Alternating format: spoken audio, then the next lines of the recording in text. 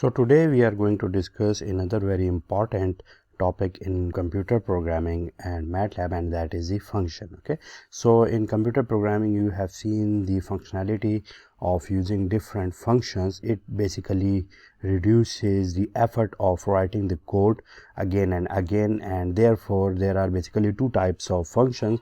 The first one are the built-in functions and the second one are the user-defined functions. So in MATLAB we have different built-in functions, like if we have a vector here 1, 3, 6, and if you want to add the entities here, what you can do, you can write a function which is called sum, and it will give you the summation of all of it. Okay, similarly CLC is a function, clear is a function, and all of these are basically the built-in functions which are already available in the MATLAB. But if a user want another function which it want to customize to its own needs, so MATLAB basically gives you the flexibility of using such kind of functions. And in order to define these kinds of functions, what we have to do, let us go to the new script file.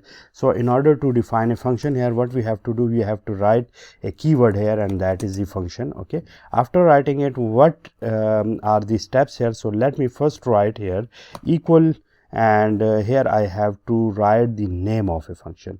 I am skipping some arguments here, and I will get back to it after a while.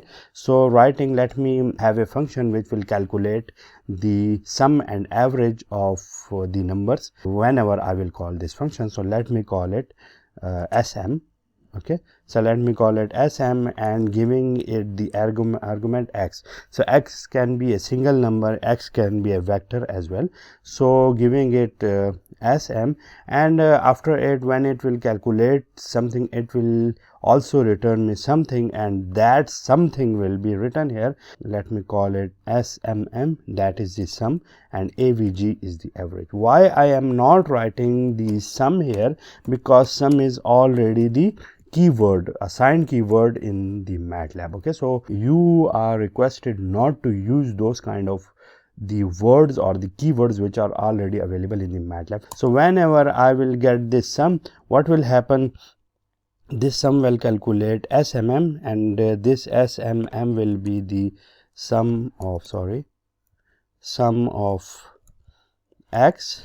Okay, and also the average is equal to sum divided by the length of x. Okay, you can also write any other statement here, but that is what this will calculate, and completing it with the end statement, it will be like this one. So this is a function which will provide us these two types in the return when x will be provided to it, and the name of it will be sm. Okay, after it, what we can also write here, we can also write here the comments, and what are basically the benefits of using the comments. So let me write here, this function provides sum and average of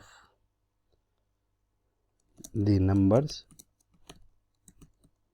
provided to it. Okay, so writing it, let me save it now, and I have to save it with the same name with which I have given it a name. Okay, so sm is written here, so let me again write here sm and saving it in the same path.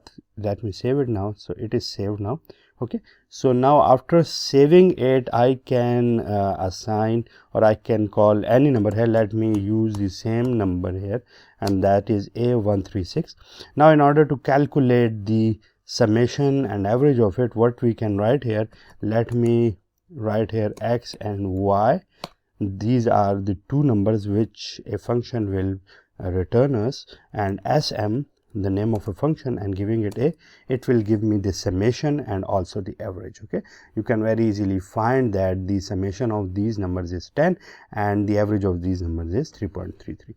Similarly, whatever you want to do, it will do it for you. This is the summation, and similarly, what are basically the benefits? If you remember, we have basically written here some statements here which in the form of the comments. So what are the benefits of it? So let me write here help command, which is very important command in the MATLAB for getting the offline help, and writing here the name of the function, and what it will give me, you will see that the statement you have given it to it will appear as a help. So whatever function you would like to write, if you will write these type of statements in the form of the comments, it will give the user help if you will ask for it. Okay, so that is about the function statement. Similarly, if you want to amend in it, what you can also do, let me write here the function bar, and in bar I can also write sm and avg.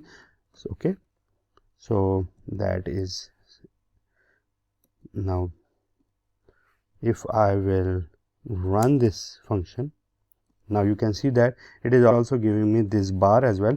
There are some important things which we have to do with it as well, but till now I am leaving it as it. Okay, so sum and bar, just getting sum here, saving it, and now you will see that this is basically the bar which is from 0 to 1, and you can also change its characteristics from the same characteristic bar. Okay, you can change all whatever you want from here.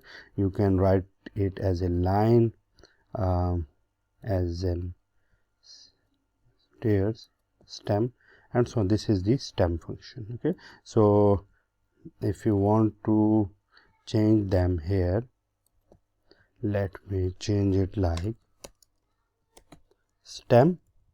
Okay, and then hold on, and then stem avg, saving it.